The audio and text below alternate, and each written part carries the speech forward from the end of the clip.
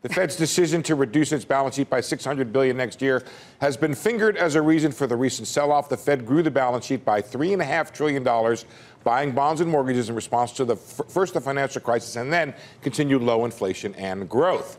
Here's some of the effects that people say QE had, quantitative easing that is. It lowered rates. It created a portfolio preference because rates were lower, boosting the stock market.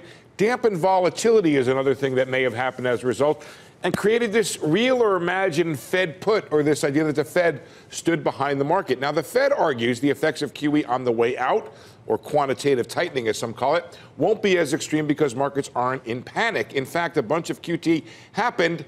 The market didn't even notice. The balance sheet is already about $500 billion below its $4.4 trillion peak. Luke Crandall over at Rights and ICAP says it has an impact. It's just small and irrelevant.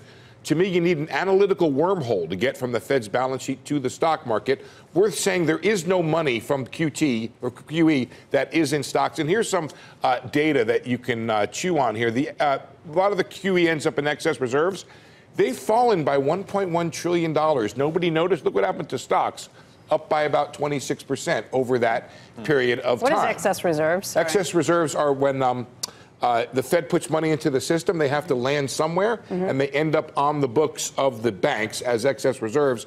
And by the way, the reduction of excess reserves could actually keep rates lower because of weird things that have to do with new. But excess reserves is different from the balance sheet. The excess reserves are what held the bank over and above. That's what the excess is, what they're required to hold. Right. So and when the Fed put money into the system, the money had to end up somewhere, ended up as excess reserves. Just a couple things real quickly. Many think the Fed has been cavalier about estimating QT's effects. Peter Bookvar writes, he's at the Bleakley Advisory Group, he says, the psychology of reducing the balance sheet is the reverse of the psychology of increasing it. The Fed is scaring you out of risk-free assets. So that's a big psychological effect.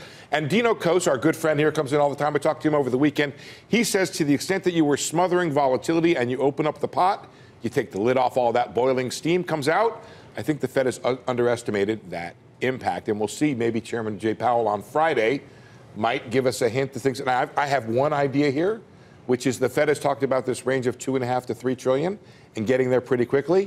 Why can't the Fed pick the top end of that range and say it's doing it over a 3-year period rather than doing it? 3.9 trillion to $3 trillion. Right. It's only 300. Right. You would go down by billions. And then say, look, we're going to take a look around at the effects. I think the Fed has, I agree with Dino, because I've agreed with him for many years.